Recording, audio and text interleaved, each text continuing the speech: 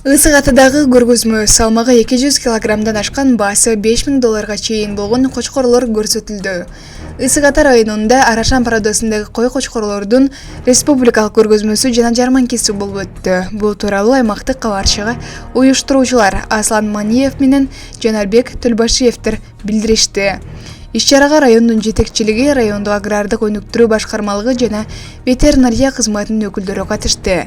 Жарманкеде асыл тукум койлордун баасы 100 000 сомдон башталып $5000 чейин сатылды. Анда 4 тиштүү кочкорлор арасында салмак боюнча биринчи орунду Гром аттуу кочкордун ээси жеңип алды. Громдун салмагы 204,5 килограмм болду. Ээси Шавкат Тохтиев. Ушул эле 4 тиштүү кочкорлор арасында экинчи орунду Хан аттуу кочкорго берилди. Анын салмагы 170,5 килограмм болду. Ээси Закир Санзаде. Маалымат булак Турмуш Кейджи. 1-май 2024 жыл. Маршрут 129-133. Туннель. Күндүк караванда Шалпар Такаос. Аба ырайы суу кар жаап жатат. Кыштагыдай эле. Жол түгүнү жок, жол ачык. Аябай суу көрүнөт.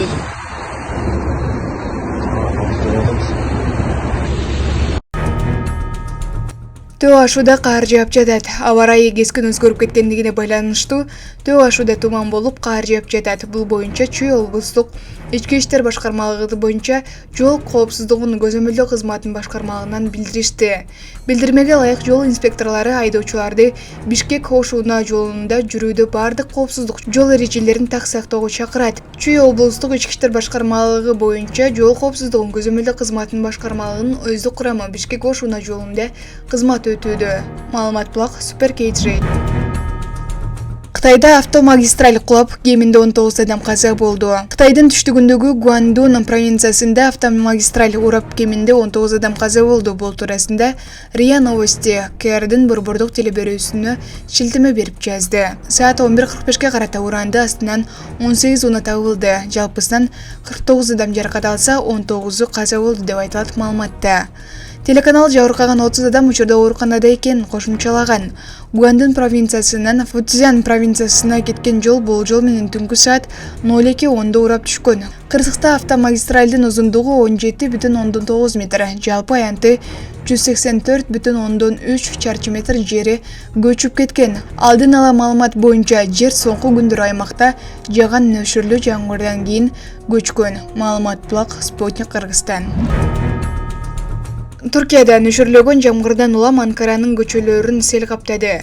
Туркиянын баш калаасы Урматтуу Москва шаарындагы мекендештер, Умбем клиникасы төмөнкү кызматтарды сунуштайбыз. Педиатр, гинекология, стоматология, неврология, хирургия, кардиология, лор, УЗИ жана башка. Андан тышкары массаж жана бардык лабораториялык анализдер. Толук маалымат +7 925 103 22 77. Биздин дарек Москва шаары, метро Нахимовский проспект, Севашская 7, корпус 2. Сиздин ден соолугуңуз биздин камкордук.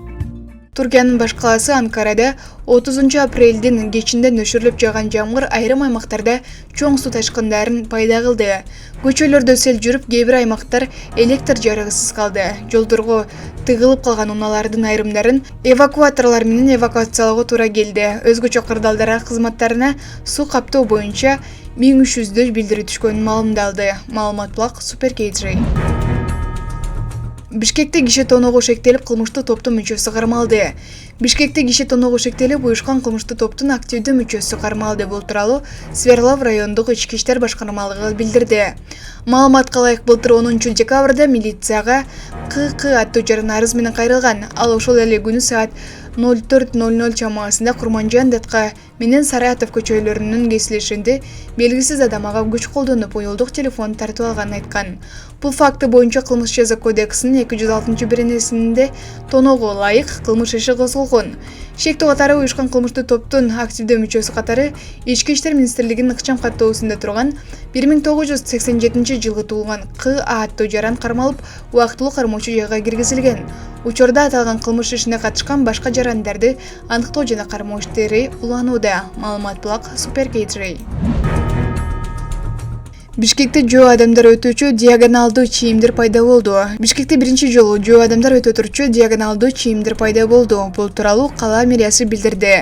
Маалым болгондой, мындай чийимдер Чүй проспектиси менен Шопохов көчөсүнүн кесилишинде Цум менен Гумдун ортосунда түшүрүлгөн. Мындай диагоналдуу чийимдин өзгөчөлүгү жөө адамдар көп болуп кеткенде автоунаалар убактылуу токтотулуп, эл бардык багыт боюнча өтө берет деп айтылат маалыматта. Ошондой эле мэрия жакын арада диагоналдуу чийимдерди Чүй проспектиси менен Бешаналиев көчөсүнүн кесилишине түшүрүү пландалып жатканын кошумчалады. Маалымат булак Супер KG.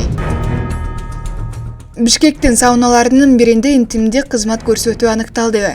Свердлов районунун ички иштер башкармалыгынын милиция кызматкерлери жана Свердлов районунун УКМКнын кызматкерлери менен биргеликте сойкулукка жана пластикка шектүү жаран аныкталды.